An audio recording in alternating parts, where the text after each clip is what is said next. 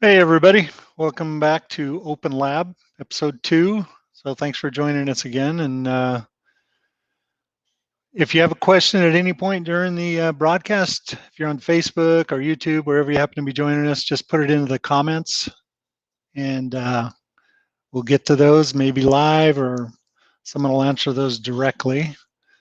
So normally in these open labs, we do, Amazon news, that sort of thing, and maybe product updates. But we also try to have guests on. And today our guest is John Caliri. He's the director of product here at Inventory Lab. So we're going to be talking to him about user suggestions. But before we get into that, with winter as it is now, with all of the rain, it's just kind of an unpleasant time of the year. But it can be better if you have an Inventory Lab umbrella. So if you want to win one of these, and that's right, I did say giveaway, just get your name into the comments and we'll put you in for one of these fancy umbrellas, among other things. So again, that'll be during our giveaway portion of the broadcast. But before we get into that, let me just adjust my screen here a bit. So I will bring on John Caliri, the Director of Product. Hey, John, how's it going? Oh, let me unmute you there. I got it. Go. Hey, Jeff, how are you? Good. Thanks for joining us here today. Oh, gosh, thanks for having me. And thanks for everyone who's joined. Yeah, let's see. Hopefully we have some people from, looks like we have Facebook here, also YouTube. So kind of covering both channels. So that's good. Great. Well, I'm ready to dive in when you are. Okay. Director of Product, though, can we talk about what that is? What is a Director of Product? Sure. So I've got a slide on this too, so I won't spend too much time on it. Okay. But really, the Director of Product at Inventory Lab, because of the size of the company, wears many hats. And you'll find if you ever talk to anyone else that has this particular title, that's really true. So at Inventory Lab, I manage our product, and really that means making the best possible product for you, our customers. That is my job one. But I also play the role of developer, I wouldn't say manager, but guider, product or project manager, certainly facilitator. I help with our product roadmap. I own it. So making sure that that's working and bringing everyone along. Influencers, which is one thing I didn't put on the slide, is another important part of my job. Conduit and making sure that we're all communicating properly together is a really important part of the role as well. So that's what I like about it, Jeff, because it gives me the opportunity to do a lot of different things on any given day. A lot of moving parts. Absolutely. So, all right. Yeah, you mentioned slides. So yeah, let me switch over to your slides there. There we go. Awesome. Let me see if I make them bigger, if it makes them bigger for everyone. Oh yeah, there you go. All right. So thanks again, Jeff, for the intro and for the invite. So what I'm going to talk about today, what Jeff mentioned, was what we call inside Inventory Lab user suggestions. And really, those are the ideas that we get from you, our customers. And you are, as far as the direction of our product goes, our greatest inspiration. So we really appreciate the ideas that you have. But Jeff had asked me, don't you think it'd be kind of cool if we could tell our users, this is what happens to those ideas that you give to us? And so that's what we're going to do today, is try to lift the veil off of that just a little bit. So before we get into that, here's the outline. So I already talked a little bit about who I am, and that's boring anyway, so we'll go through that really quickly. What I do, then I want to talk a little bit about your ideas and what happens to those ideas. And then sizing of ideas really does make a difference, especially how it fits into our roadmap. So I'll touch on that for just a little bit. And then implementation. I think that's the part that might be really interesting for the team, for this group to hear. So I'll talk a little bit about how that idea actually becomes part of our software. And then, with any kind of job or with any kind of software, there certainly are things that are unexpected. But my take is that working kind of in this Amazon and marketplace space presents its own unique set of challenges. And I want to talk just a little bit about what those are. Yeah. And then lastly, our focus is on you, and I want to talk for just a minute about what we're doing now, what Jeff's doing, and with this meeting, and what we've been doing with our customers with outreach, and what we plan to do going forward. We're always looking to improve that part of our process because it's extremely important. And just if I could interject just a bit, make sure you put any questions you might have for John. We'll get to those at the end of his presentation. So let me just make the screen a little bit bigger so that, there we go. All right. Perfect. All right, so the boring stuff about me. I've been in the technology sector for 25 years, which scares me because I shouldn't be able to do anything for 25 years. I'm not that old. And then 4 awesome years with Inventory Lab. It's been a really fun ride. I've called out here that my first real job was customer service, and the reason I put that here is because I think it's shaped the way that I've approached my career in a lot of ways, and it shaped the way that I approached relationships that I had both with people that I work with and with everyone in general. And so it's given me, I think, the right kind of perspective in this particular job, and I'm always trying to get better at it. But I think it was a really good first experience for me to have, and I'm really grateful and thankful that I had it. I live in the Minneapolis area, just south of, and it is 0 degrees out, and it's not going to be above 0 for like a week. So if you ask why I live here, my answer is I don't know. And then I threw up a couple of things that are interesting to me. A little home brewing. Very interesting to me. Yeah, it's a great hobby, very scientific. When you work in software, you don't get to do a lot of tangible stuff because software isn't something you can really touch. But homebrewing is one of those things that scratches that itch where it's a maker kind of thing. I see you mentioned running though, but yours isn't just a typical running. I mean, you do like those ultra marathon type things sometimes, don't you? I've done some of it. I've taken a couple of years off, and I plan to get back to that this year. So I'm hoping to run a 100-miler this year. But we'll see. We'll see how my body holds up during the training. Well, I can tell you how mine would hold up, but that's another story anyway. Well, mine may do no better than yours, so we'll see. Okay, so I talked about this, Jeff, because you set me up for it. The role of a product person or product director, manager, whatever you want to call it. They really do wear many hats. I'm also a manager of people. I try my best to coach and mentor. And on the other end, I like to be coached and mentored. I always have a lot to learn, so I'm always looking to my peers to learn more and more, and looking to customers certainly to learn more and more. So the market research data analysts, that side of the job is extremely important, and that reaches kind of into the customer side. How do we understand what the needs of our customers really are in order to deliver the product that is best suited to handle the challenges that you face as a marketplace seller? Put devil's advocate in here too, because I like to play devil's advocate. That's fun. Got to make sure you see the other side. Yep. Right. But yeah, the last thing here is really to deliver the best possible software to you. That's my mission, is to make sure that we're doing the best for you with the resources that we have available to us. Okay, so Jeff mentioned that we wanted to talk about user suggestions, and I thought it would be kind of interesting just to start by giving you a little bit of a flavor. And these numbers I think are directional; they may not be exact, but to give you an idea of how many user suggestions we see at Inventory Lab. And so far this year, we've had 48, and that's quite a few actually within the first couple of months. And I think a lot of that is because Jeff has reached out to people specifically asking, tell us what we can do differently and tell us what we can do better. And a lot of those suggestions have become a part of our I'll talk a little bit about where those things are stored, but a part of a project in Jira that we use to house that information.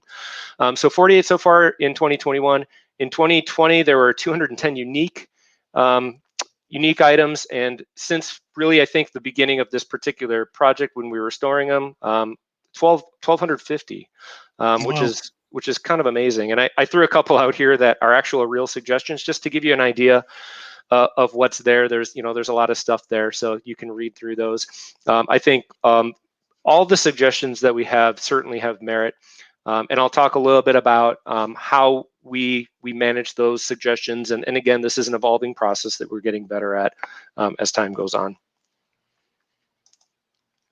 Okay, so So how do we get suggestions? For the most part, and I'm going to say 99.5% of the time, the suggestions are collected through our support channels. So our customer champions will receive a request from you, or you may be in a chat or having a back and forth with one of our awesome customer champions working through an issue, and it may come up as part of that discussion, or it might just come directly in. Hey, it would be really nice if this was part of the software, and this would help me quite a bit and save a lot of time. So that's the beginning, or the capture of it. And Jeff, feel free, because you certainly know that side of things well, because you've lived that life, to jump in if you have anything else to add on that. Yeah, no, that's usually the best. We always forward our suggestions, so don't think, by sending it to us, it doesn't go anywhere. It does. So John sees all of them. Yep, absolutely. And so it's then by that customer champion recorded in our project management system, which is Jira. And the customer champion is taking a step to make sure that idea hasn't been given before.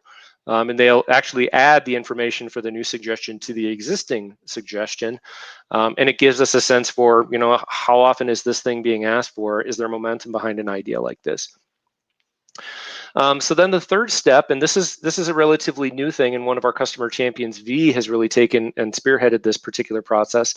V is going through and evaluating and organizing each of the ideas that come into the customer or into the user suggestion project, and still kind of working through this. There's a lot there, but the idea is that every month all of those ideas will be looked at, and a decision will be made about, what do we do with this particular idea, because it shouldn't just sit there and fester. That doesn't do anybody any good.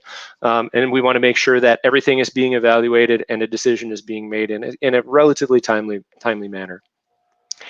So then once all of those ideas have been evaluated, and there's been some maybe consolidation and themes maybe come out of it, then there's a meeting with me on the product side, and we talk about what are the potentials here. What could we potentially work into a roadmap? I'll talk a little bit about our product roadmap and how ideas really become a part of that roadmap. There are multiple inputs, including user suggestions, that become part of what our roadmap is. But we'll talk just a little bit about that when we get to the point where we're talking about roadmap. So okay. Some suggestions get included in the cycle, and it may not always be abundantly obvious, because some of those ideas might be an enhancement on their own, where it might be a little bit more obvious, but some of them might actually just become part of a great idea that's a part of a larger enhancement, or a part of a project that's a rewrite that you might see that enhancement or that change a part of. And those projects, certainly will span many weeks and sometimes multiple months before they would become part of our production environment, which is to say, the part of the software that you would see as one of our customers. There's quite the process, as you can see, to getting one of those through. So. Absolutely. Okay, so I want to talk a little bit about ideas and size, and I talked a little bit about this just a second ago, but the way I don't know if you've heard the parable about the rocks and the jar, and I've got these rocks, how many rocks can I fit in here? All right, is it full? So that's the, in a loose sense, I think what we were thinking of when we went with this particular methodology. But what we start with really in our planning process are projects that we call big rocks, and those are the projects that take at least 7 weeks in order to complete. Examples there would be like a brand new idea or module, or a major rewrite. And the example here of a big rock would be unlisted inventory. That was an entirely new addition to our software that didn't exist previously. And so that was a large project and undertaking that took us, it probably took us about 14 or so weeks to complete. And then there are the medium rock items, and those are enhancements to the software. So in addition to what we already have, not big enough to be considered a new module or a major rewrite, or in a lot of cases, updates to our technical infrastructure. There's a lot that that we need to manage in order to make sure everything runs and rides smoothly with the software on top. There are a lot of services and coordinated pieces, and on all of the servers underneath that drive everything. Making sure we've got enough resources driving the application so that it performs really well and downtime doesn't happen. We work really hard to keep that to a minimum, and sometimes we don't always have everything 100%, but we're always working as hard as we can to make sure that our system is running as optimally as possible. A good example of this is the recent addition of the Dymo Twin Turbo option in aisle print. And we're trying to bring as much functionality because of that. The new aisle print is a great and much more stable print platform, and doesn't depend as much on the browser that you're using. You can use whatever browser you want with it, or the operating system. So that's an example of a medium rock that took between 3 and 7 weeks to complete. Yeah, that aisle print was a great addition because we used to get tickets all the time. The browser would change, print would break, so. Yeah, if for those of you who are customers that have been with us for a good amount of time, you remember print is always a challenge, and there are lots of different printers and different browsers. Always a difficult challenge for any company, but we wanted to do the best that we could to stabilize that, and so aisle print is a way that we've addressed that, and it's not perfect because, like I said, print is a challenge, but it certainly is far and away better than what we were dealing with before.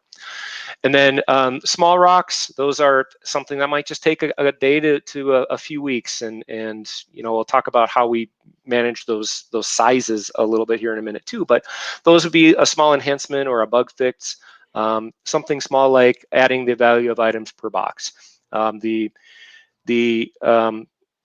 The process was already there, and this was, let's take one thing and we'll add it, a new data point, something else that could be useful for our sellers to have as part of the process.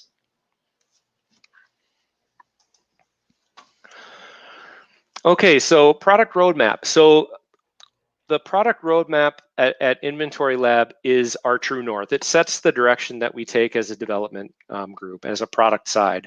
So it really is the pathway for the software. And I just explained the rocks and all of the different sizes. So the roadmap is really a bringing together of all of those projects and all of their sizes. We kind of make estimates based on the number of resources that we have on our team to get work done. We use a concept in agile programming called story points. So we have an idea of our capacity, and we build out an estimate of the work that we think we'll do in the near and longer term. So it includes all of those things, whether it be maintenance and infrastructure, large projects, enhancements, making sure that we're keeping our system as free of bugs as we can and keeping up on those problems. And then we'll get into this a little bit too, but there's a lot of unexpected things that Amazon presents to us. Oh yeah. So we'll really often, and that's part of the magic of our software really, is that we take a lot of that complexity that's part of their API and their processes, and we try to streamline that as much as possible in our software. But it means that there's a lot of complexity, and we do our best to keep in front of that, but Amazon doesn't always help us with that. We're not always getting the information from them about what's changing until the last minute. And so we have to be, we've expected that, but we have to be fairly agile and be able to make course corrections really quickly so that we can make sure we keep you running as a customer. So yeah, I quoted a lot of text on this slide. No, that's good. I like that analogy with the jars full as a product roadmap is the jar, and then the rocks are the pieces. And yeah, absolutely. I think it works well. And it does make a lot of sense. You can even think of the sand is, getting all the way down to the hotfix level. There are sometimes, and we try to avoid this as much as possible, but there are problems that might occur that can keep one of our customers, one of you, unable to actually advance your work. And we got to address those things as quickly as possible. So I'll show you here in just a minute. We try to turn those around as quickly as we can as well. Okay, so this is more of a kind of a general view of what a product roadmap would look like. And let's start at the bottom, and this goes through the course of an anonymous year, through the quarters. And we, in the near term, we have a really high degree of confidence about the work that we're doing. It's not 100% certainly, it never is, because of the unexpected that I was mentioning. We never can 100% understand what might get thrown at us. But near term, in that first quarter, we have a plan. We're usually planning out the work and have a high degree of confidence of the actual project work that we'll be doing. Going out a quarter, so think 3 to 6 months, that is where we have still fairly high confidence. I think directionally we know what we want to do. The big rocks tend to stay in place, not always, but for the most part. The medium and small rocks, those might shift a little bit depending on what's happening in our environment. So that second quarter out, we have a fair degree of confidence. I'd say Q3, again, those big rocks don't shift too often, but they can. And then, we're probably not even really thinking about the small rocks that far out. We're probably looking at what are the medium-sized things that we want to do, because we always want to make sure that we're delivering value for the customer. We want to make sure that you continue to see that we're working and hearing your voice. And so we always are building in those ideas that we know aren't going to take months and months for us to complete to add to the software. And then going out 9 to 12 months, that's where our confidence is probably medium to low.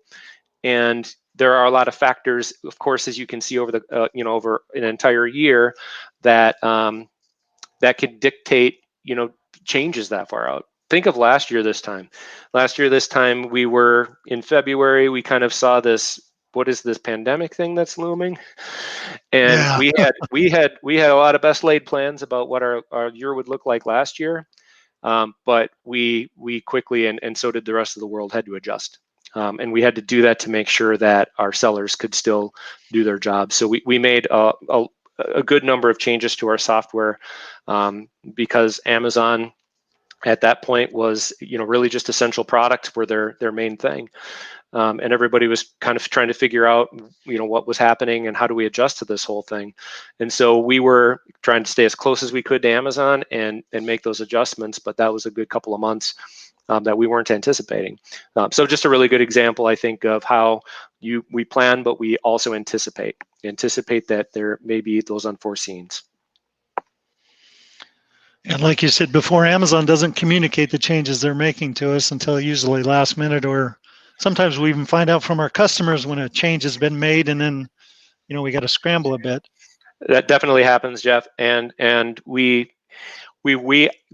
mention this too. We actually have we're a developer partner with Amazon. We're part of their developer council, which is great.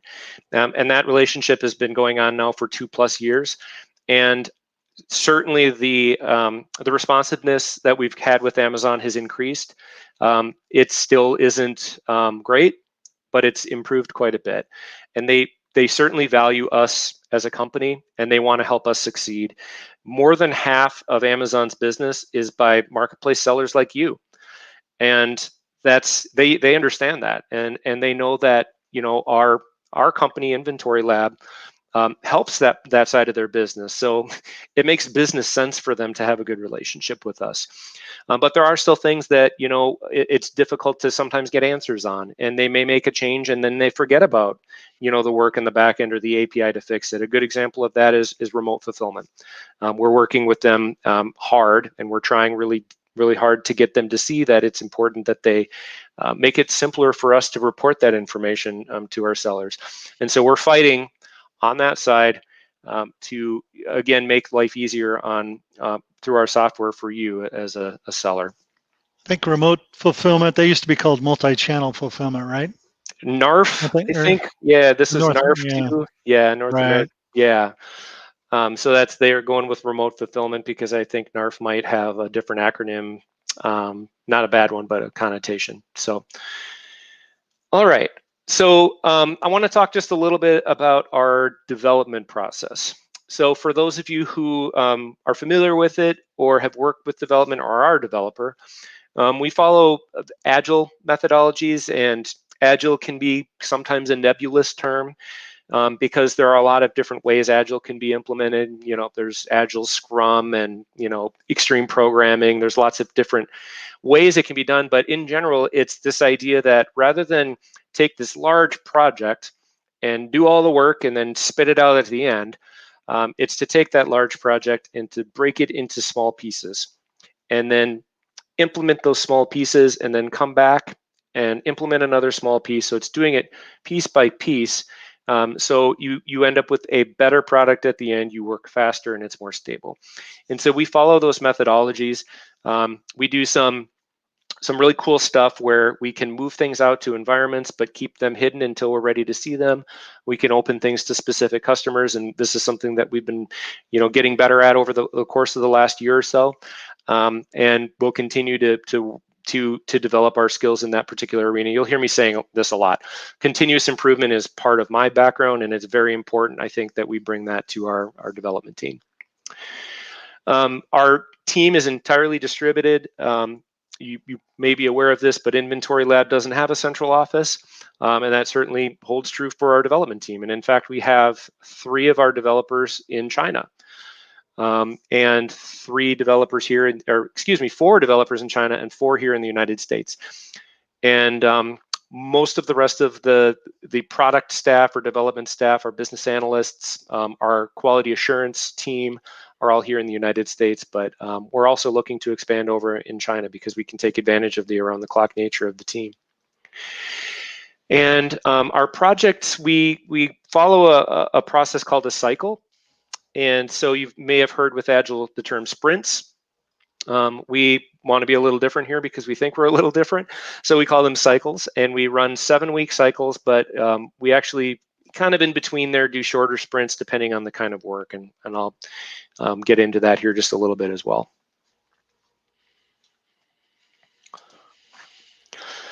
So this is a lot to read and see and ingest, but I wanted to show it because I think it's interesting, and I also don't want it to be a mystery what we do, because there's no reason that it should be.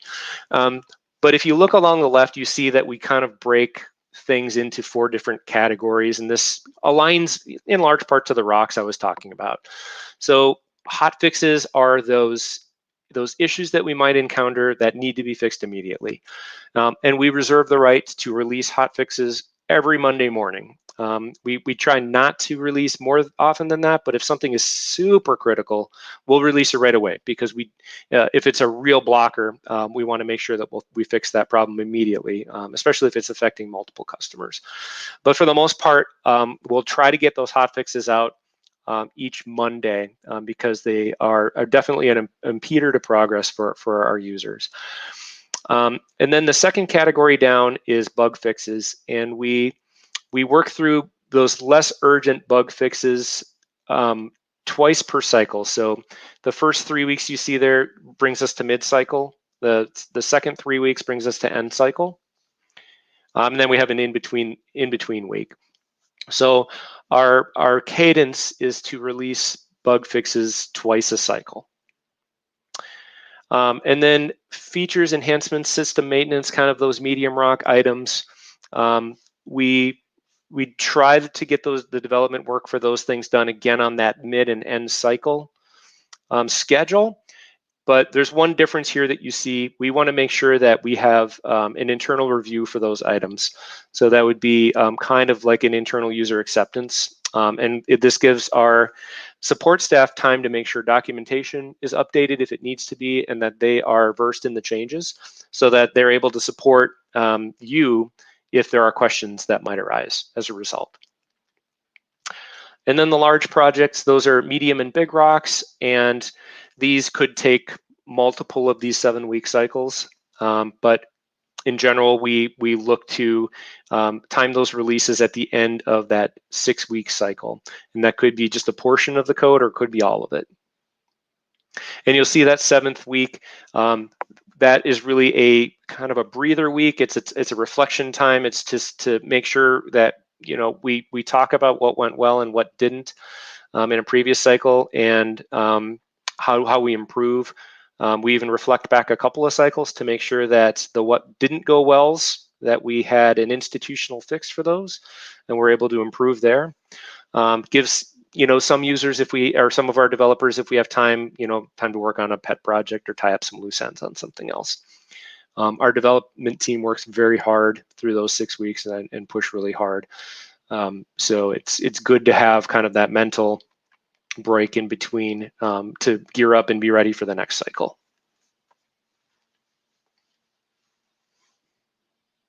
All right, eye chart, I know. Thank you for bearing with me on that.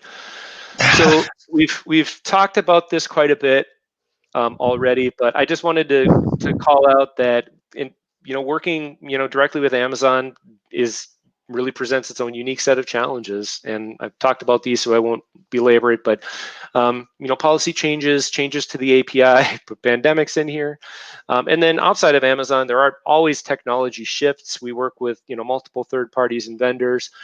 We have to make sure we maintain those relationships, and sometimes that can be a bit of a challenge. And then our customers, like you, we have so many different types of customer. And that's one of the things I wanted to bring up when it comes to the user suggestions. The user suggestions really, the ideas that end up flowing through align usually pretty well with our near term, midterm, and kind of that long term plan, not the super long term. What we try really hard to do is collect user suggestions that become inputs to work that's coming up soon. Some of you have been a part of this, but Jeff and his group have been reaching out, asking about reporting, and what kind of reporting would you like to see? What do you think is missing right now? What are barriers for you using reporting at all? And this isn't just out of the blue. This is one of the things I can reveal that's a part of our roadmap. We're looking at reporting and dashboarding and analytics, and we want to know how we can do that better and how we can make it more accessible to users. So this is an example of reaching out to customers to get an understanding of that. And as you can probably glean, there are customers who aren't using our reporting because maybe it's not set up for them the right way, and there are others who might not be using it because it doesn't tell them what they want to see. It doesn't give them the proper data points. So we're looking as hard as we can at building a set of reports that is helpful and useful for everyone, and that's a really good way to think about user suggestions. Is what I have as a suggestion, would that be broadly useful or helpful for everyone in the software? Right. I was going to make a point. You just made it for me, but with as many customers as we have using our applications, we have to make the changes that are best for the broad greatest number of customers. So, but don't think that just because you put a suggestion in that isn't being utilized yet doesn't mean that we've not put it forward. We still have a record of it, and it's possible it might be used in a future roadmap. But as you can see from what John showed you, that those roadmaps are planned well in advance. The only thing that isn't are like the hot fixes you mentioned, and all of a sudden maybe my buy costs aren't showing up for something. Why is that? We have to pull developers from working on this, these plans to jump into these hot fixes to fix an urgent situation. But don't think that just because you haven't seen your suggestion implemented yet, that we've just tossed it away. We haven't done anything with it. We have them all recorded, but it's just sometimes it takes longer to get to those if they don't fit in the bigger picture. Absolutely, and I can't get into the details of our specific roadmap right now because there certainly are competitive advantage considerations to be made there. But I do want to mention one other thing, and you've probably noticed that parts of the application have been updated. Parts of them, I can look at parts of the application like Scout now on a mobile device, and it looks good. We are in the midst right now of evaluating our platform, and part of that is to build a platform that is stable and extensible and can be built onto in the future. If you think about Inventory Lab, we've now been in existence for 7 or 8 years, and the software and the technology and the platform that we had was built for that time, and so now we're we're kind of building onto a different platform, something more modern. And while we're doing that, we're considering all of the user suggestions that are coming in and other inputs, so that when we come back with a rewritten portion of the application, it's better than it was before, and it hits more of the needs of our customers as much as we possibly can. So those are, that's one of the real big things that's taking up those big rock spaces right now. And I just wanted to, I don't think it's a secret that that's what we've really been, spending our energy doing is working through the rewrite of our software. Let me skip back ahead.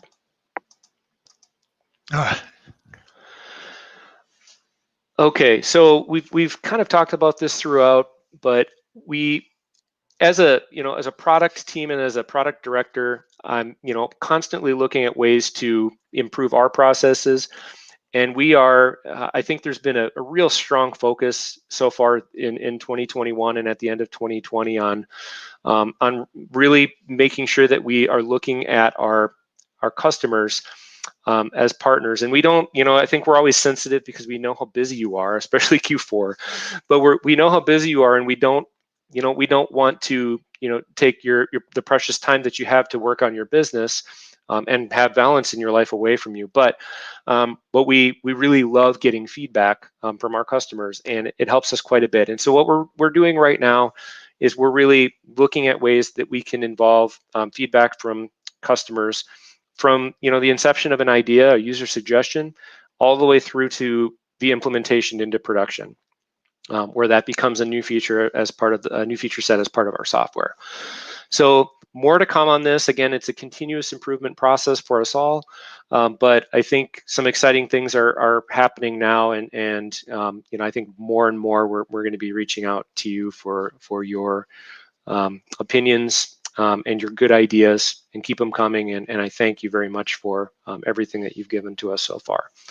It really is true that the inspiration that you bring and the ideas that you have, you're the ones using our software. You're really driving the direction that we take in our roadmap. Yeah, well said. Yeah, that was a great presentation. Very informative.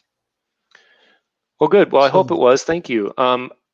Jeff, I know you mentioned before that, you might take questions now. We can certainly wait until later. I can hang out while you have other things to talk about, and we can come back to them. But is there anything now? Yeah. Let's hit up some questions if we have some. I might want to take a little drink though. Say, Jeff, tell me a little bit about that handsome, attractive mug that you were just taking a drink from. Somebody say giveaway. So make sure you put your name in the chat there, so you can be entered for a swag bag giveaway as well as a gift card.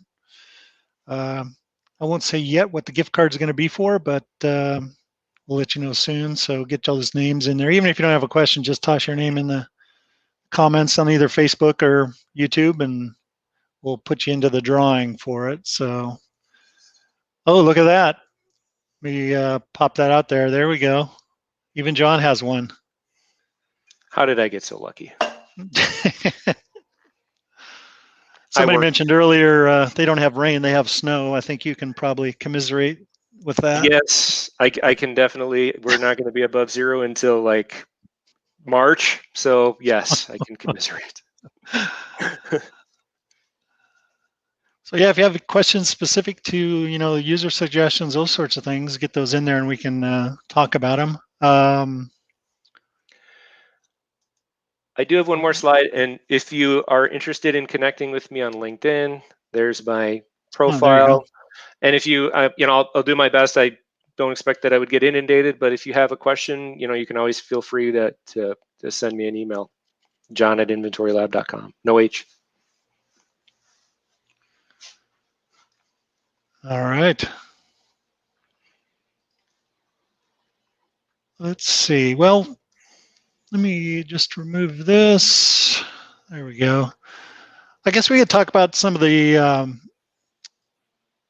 product updates that have come out recently. We're going to have, well, before I get into that, we have Seller Snap that's active now. That came out this week. That's a repricer. So check that out on the integrations page And also, as far as integrations, we're doing another update with Zapier so that you can send product information from Scout right into an email or maybe a SMS, text message, that sort of thing. So why don't let me just pop my screen up. So just go to your settings, click on your name, you go to settings and then integrations, and you can see the different integrations we have here. But as far as Zapier, you'll notice something new, and that's starting next week, right? On Monday, yes. Monday. So you'll see a little icon in the Scout page, and what that does is it allows you to either create a product zap, which can automate a lot of things for you. Maybe you want to save this information to a spreadsheet or maybe email it. There's any number of things you can do with Zapier, so check them out. But you can also just copy the URL, or if you did want to email it to, maybe you have some people sourcing for you, you can, you find something while they're outsourcing and you want to send this to them so they can be on the lookout for it, or BOLO, rhymes with YOLO. So you can tell them, sourcing product, buy this at $4 if you can find it, gives them all the information, gives them a link that they can actually go to the Scout page, or they can see you look up the ASIN with Amazon, so they can get an idea of that. So that's pretty exciting. And then let's see, we do have a support page that shows you how to set that all up in your account. So just go to our support page, which you can either get there through the app. You can contact us at Support at Inventory Lab if you forget, and we can let you know, or just click on the support tab if you have a particular question. But if you just want to look at the support portal, it's at support.inventorylab.com. The rest kind of fills in, so you can get to our community portal here. You can check out the user guide, that sort of thing. You can also contact support that way as well. But the other thing that came out, and you mentioned it in your presentation, was the Dymo, the twin turbo. So now you can actually select a roll side. Once you install it, you can do it right from your settings page, which is fantastic. Sorry for stealing your thunder. Yeah, that's okay. So yeah, that was quite but that took a lot. I mean, that's one of those things that was pretty tricky to implement.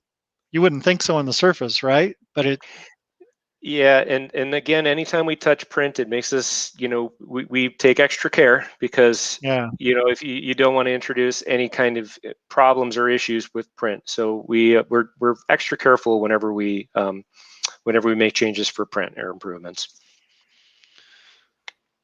So yeah, that's pretty exciting. So now if you have a twin turbo, you can set up different labels if you like. And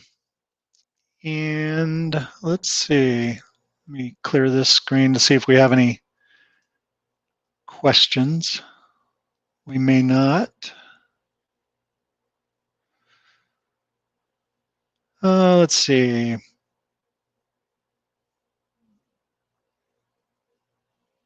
There's some feature questions, but again, those are user suggestions that they're looking at. Like this one comes up quite a bit, actually. I'll throw that in there from Jake. Being able to add more than 2 employees would be helpful. We get that feature request quite a bit. Jake, that's a great one. That's a great one, and it's definitely one that's on our radar screen. Just understand that we've heard that one multiple times. So definitely hearing that one, and I'll say as much as that it's on our radar screen for sure.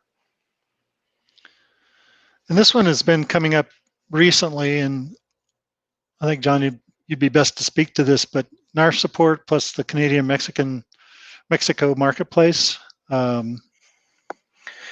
Yeah, this one is really a problem right now, and it's bothering me, and I recognize that completely. One of our business analysts is investigating this very problem right now. I mentioned earlier in my presentation that we don't have a means to get this information through our channels with Amazon. The API that we use to get data doesn't give us a simple way to get at this, unless we set up marketplace accounts in Mexico and Canada, which just isn't really a good option. So we're trying to get audience with Amazon to let them know that this is a hole right now and that it's a gap. And then we'll move in the direction of getting this there. So this is certainly high on my priority list. This is one of those that I was mentioning. Amazon changed something and didn't really bring along the rest of their partners to help. So we're working on this one a lot, Michael, and I appreciate you bringing it up. And just know that we're looking into this. Yeah, some of those things you think, even being on the advisory council, it doesn't give us any better infos on certain things. I mean, they still keep things close to the vest on some of this stuff. So then we have to, like you said, devote the resources that normally could be used in other areas, but now they're devoted to investigating this because they don't make a lot of this information readily available to us. So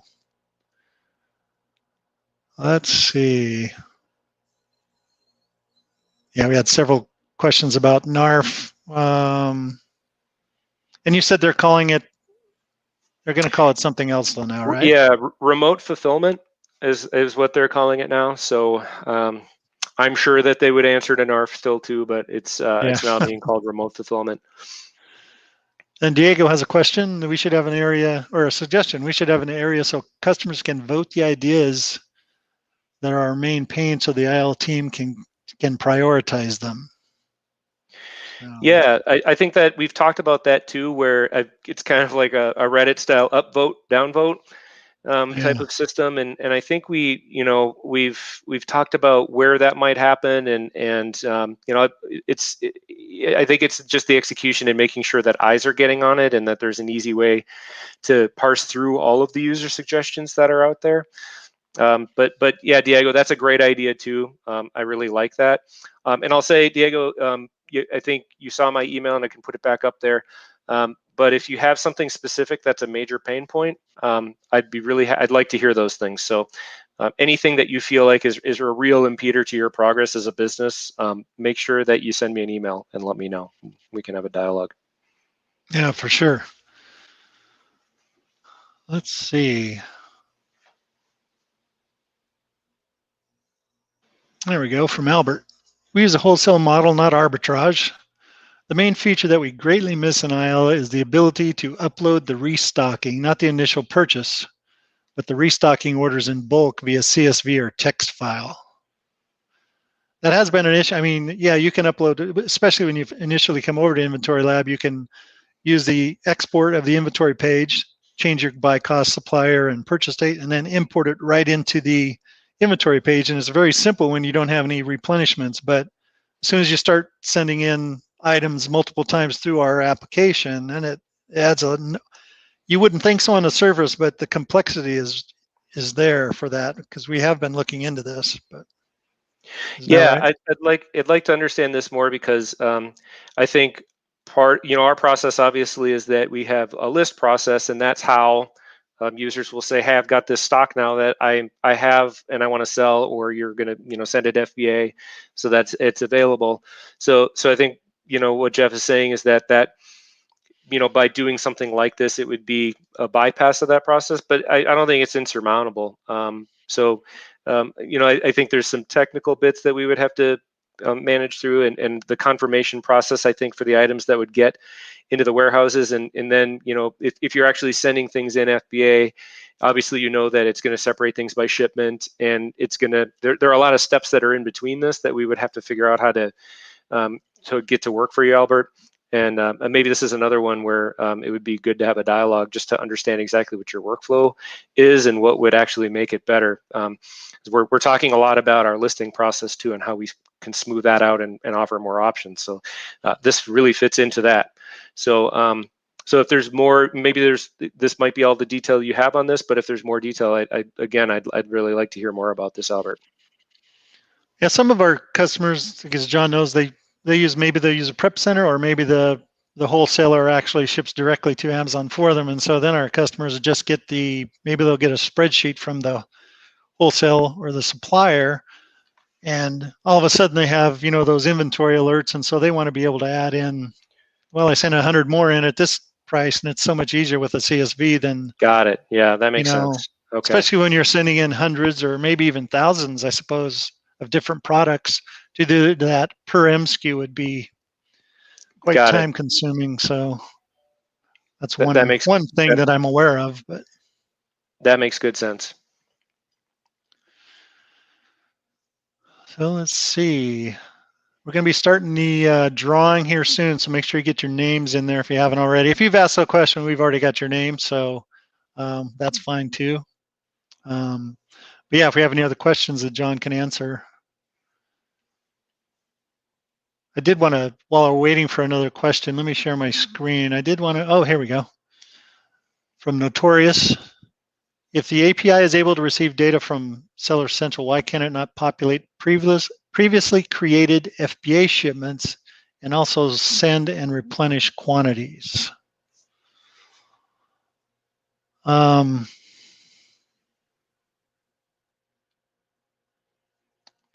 just trying to think. Yeah, I'm looking through the question too. So you want the data.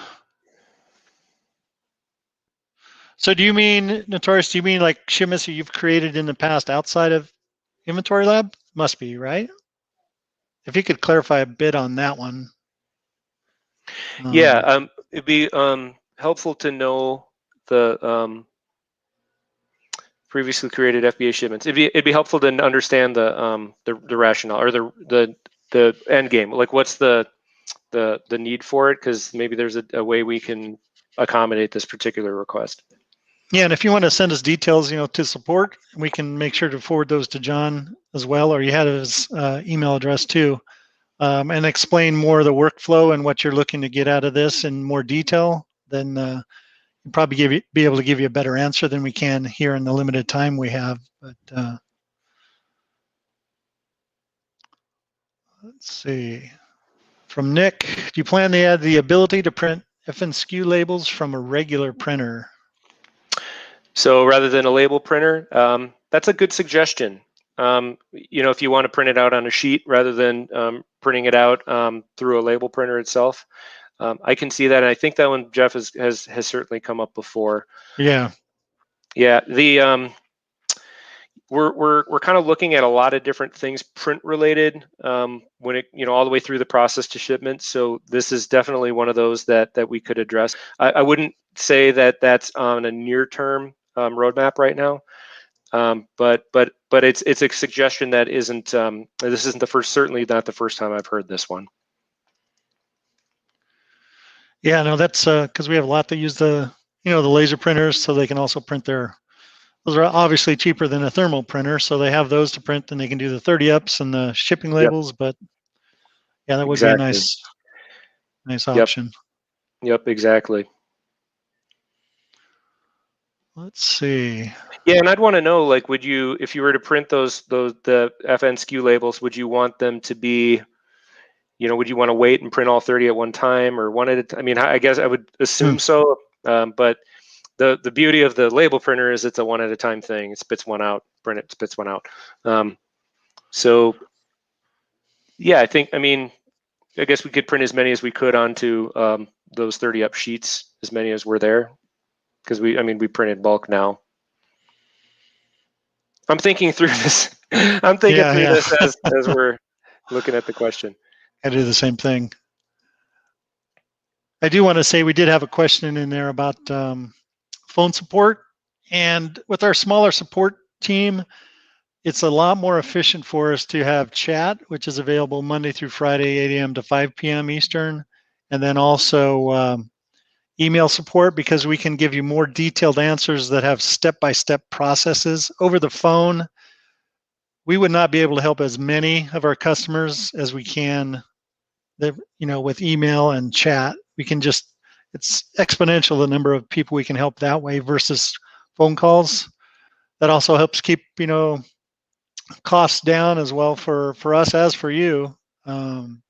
So that's one of the reasons that isn't isn't offered. So I get it though. I'm from the old school. I like to call still. yeah, sometimes it does take that. I mean, and that we do in certain cases we can if the problem is very complex. Like some of the times we have to do a printer screen share, we can do that, and those sorts of things. But yeah.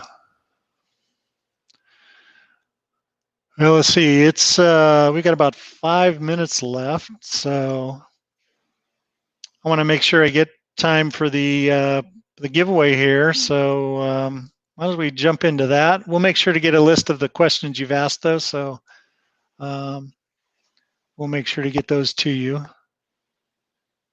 And yes, we did.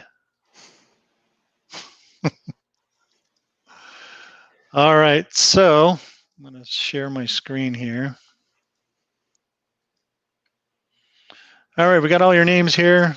It's going to be for a swag bag. That'll have that fancy umbrella as well as those fancy cups that John and I are both using. We just take that down. There we go. Ooh, this is cool. Oh, fancy. Yeah. Here we go. Get used to this. Be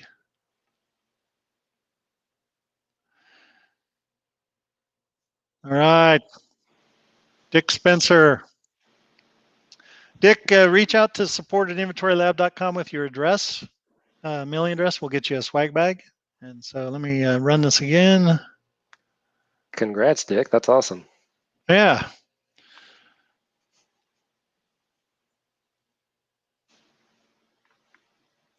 Oh, is it going to? Oh, it did. Bob. That was close. That was close, yeah.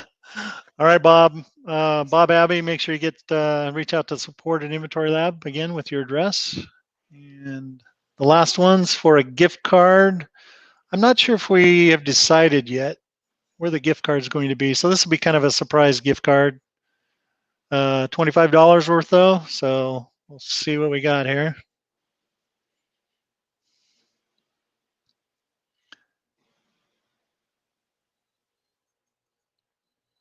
All right, Nick Greenwood. Reach out to support@Inventory Lab, and we'll get that to you. And let me just switch that off. All right, John. Well, hey, thanks for joining me today in Open Lab. It was fun. Got It a lot was. of It good was a great info. time. So yeah, hope everybody enjoyed it. And we'll, like I said, if you have questions about anything, just reach out to us in support, and we'll get to that. And you also have John's email address if there's anything specific to the stuff that he talked about. But yeah, I guess that's that for the show. Thanks again. We'll see everybody next time. Bye.